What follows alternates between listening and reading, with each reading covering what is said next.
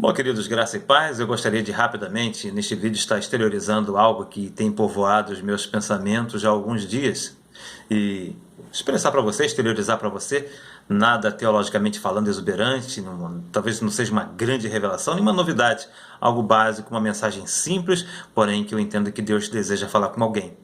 Porque a própria Bíblia diz que a palavra de Deus, a sua palavra, ela não volta vazia. Eu creio que algum coração está precisando desta mensagem de hoje. Bom, estamos vivendo aí um momento de angústia, de sofrimento, já há pelo menos uns 3 meses, nesse distanciamento social. Momento realmente de angústia. Muitos entrando aí em parafuso, o psicológico abalado, emocionalmente falando, está terrível. Quantas pessoas têm entrado em depressão, isso fora os entes queridos que se foram, pessoas que se foram. Ou seja, não somente como o Brasil, mas como o planeta, estamos vivendo um momento muito difícil. Isso aí é a todo momento nas redes sociais falando sobre isso. Isso nos gera angústia, isso mexe com o nosso psicológico. E é justamente sobre isso, o nosso psicológico, a angústia que isso tem nos trazido. Eu gostaria de falar um pouquinho sobre o Getsemane, o momento que Jesus foi com seus discípulos para este local para orar, porque ele sabia que o seu sofrimento estava próximo. Jesus ele vai para o Getsemane com seus discípulos e, comumente falando, comumente ele fazia, ele chamou à parte Pedro, Tiago e João para orar e chegou no local separado, reservado, somente os 4. E nesse local ele fala, olha, fica aí aqui, né? Eu vou ali mais adiante, eu vou estar orando ao Pai. Ele queria ficar, na verdade, só com o Pai, queria uma pessoa para estar intercedendo junto com ele. E Jesus ele vai. E o interessante, quando Jesus volta, encontra lá os 3 dormindo, Jesus fala, poxa, você não pode ficar comigo aqui vigiando e orando nem mesmo por 1 hora. Eu fico imaginando, nem mesmo por 1 hora, né? Às vezes oramos 5, 10 minutos, achamos que somos o rei da oração, os guerreiros da oração. E Jesus fala que 1 hora, nem mesmo 1 hora, ou seja, algo básico. O mestre orava demais, o mestre orava, não tem como comparar. E a Bíblia fala que Jesus ele se repete esse momento por mais algumas vezes, acho que por 2 ou 3 vezes ele vai para esse momento. E enquanto Jesus está orando só a sós, ele fala uma frase: Pai, se queres, isso depende muito da tradução, se queres, afasta de mim esse cálice, ou seja, afasta de mim esse sofrimento, essa angústia, isso que eu vou ter que enfrentar. Ponto e vírgula. Entretanto, que seja feita a tua vontade e não a minha. Jesus ele sabia do que ele ia enfrentar.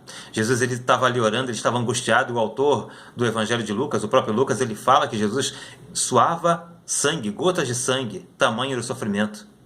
E na verdade, quando Jesus ele vai para esse local chamado Getsemane, ele já fala com seus discípulos, olha, fica aí comigo aqui, me ajuda em oração, porque a minha alma está triste e angustiada a ponto de morrer. Jesus estava passando por um momento muito difícil na sua vida. Bom, eu gosto de um texto de Filipenses capítulo 2, versículo 5 em diante, que diz o seguinte: que tenhamos em nós o mesmo sentimento que houve em Cristo Jesus, que sendo Deus, ele não usurpou ser igual a Deus, mas ele se esvaziou da sua glória de Deus, ele assumiu essa forma de homem, e nesta forma ele foi obediente até a morte, e morte de cruz. E Paulo, no capítulo 2 de Filipenses, quando chega ali no versículo 9, 10, 11 em diante, ele diz o seguinte, olha, e Deus o exaltou e deu um nome que está acima de todo nome, que é o nome de Jesus, todo joelho se dobrará e toda língua confessará que ele, Jesus Cristo, é o Senhor. E nós estamos falando de um Jesus glorioso, Deus, todo-poderoso, Criador, mas que se esvaziou da sua glória de Deus, deixou o seu trono de Deus e assumiu essa forma de homem limitada, que sente dor, que se entristece, que chora. Talvez você não tenha prestado atenção, ou talvez nunca tenha se atentado desse lado de Jesus. Você sabia que Jesus ia ao banheiro? É difícil para a gente, de repente, entender, poxa, Jesus indo ao banheiro, tendo suas necessidades fisiológicas, pois é, ele assumiu essa forma de homem. Como homem, ele teve sede, ele teve fome, ele sentiu cansaço, ele foi ao banheiro, ele se alimentava, e ele se entristeceu, ele se angustiou, e estava muito angustiado no Getsemane, e a Bíblia fala sobre isso. A ponto dele falar, minha alma está triste e angustiada a ponto de morrer, e vai orar. E na sua oração, como eu citei, Pai, afasta de mim esse cálice, ou seja, esse sofrimento, porque ele como homem orando ali, ele sabia do sofrimento que ele ia enfrentar.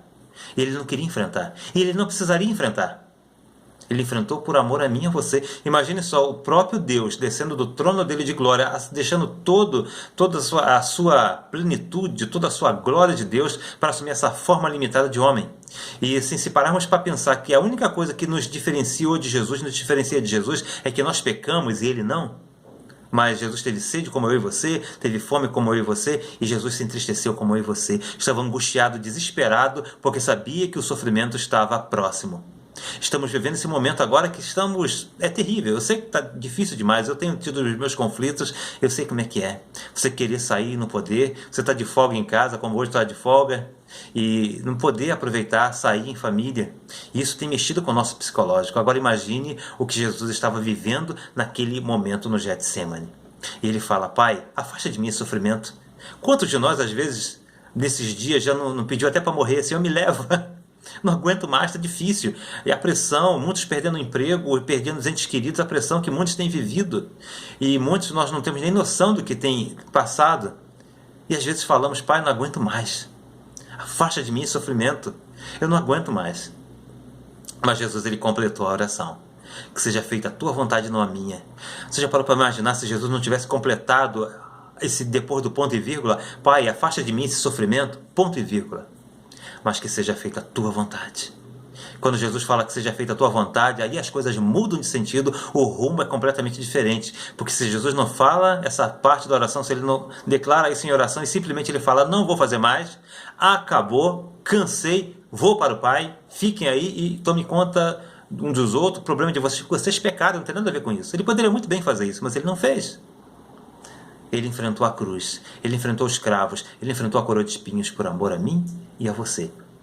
Ele não queria enfrentar, mas que seja feita a tua vontade, ele falou. E a vontade do Pai foi feita nele. E é o primeiro ponto que eu queria deixar para você. Aceite a vontade de Deus para a sua vida. Humanamente falando, assim, como homem, mas também como igreja, porque esse momento que estamos passando, talvez para muitos seja um momento terrível, mas para nós, igreja, é um momento que Deus tem nos preparado para algo muito maior. Porque é no Getsemane que nós somos aprimorados. A nossa força, as nossas habilidades, a bênção de Deus, o que Deus tem para nós, ela é forjada na batalha. Ninguém é forjado somente nas coisas boas. É na batalha que nós somos aperfeiçoados, somos fortificados e conseguimos ir mais adiante. Tem uma frase do meio militar que eu gosto muito, que quando o corpo não aguenta, a moral é que sustenta.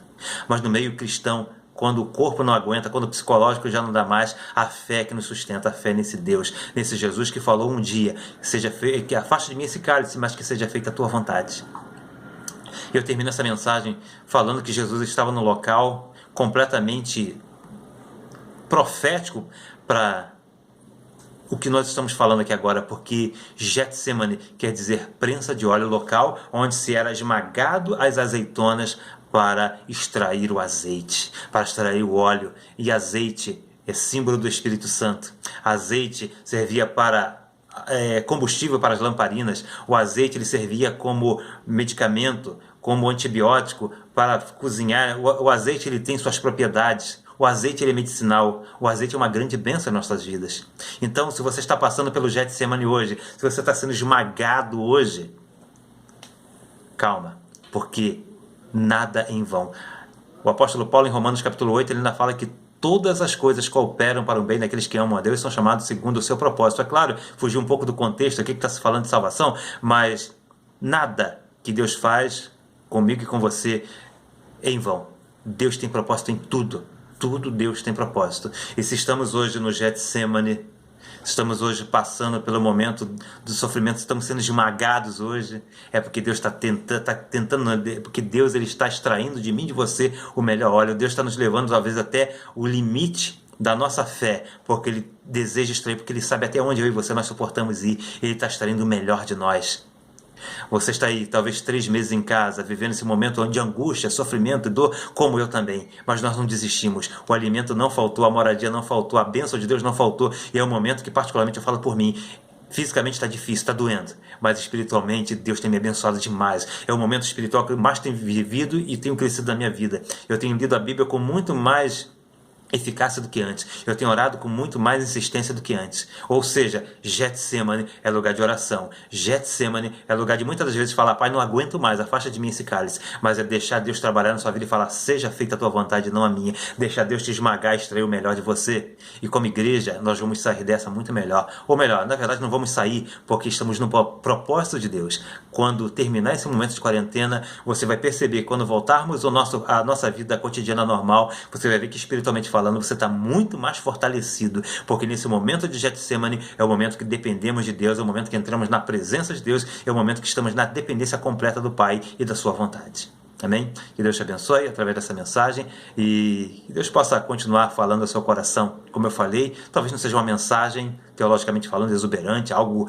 extraordinário, algo básico, mas que Deus deseja encontrar um coração para fazer morada nesta hora. E que essa mensagem possa te abençoar. Graça e paz e até a próxima, em nome de Jesus.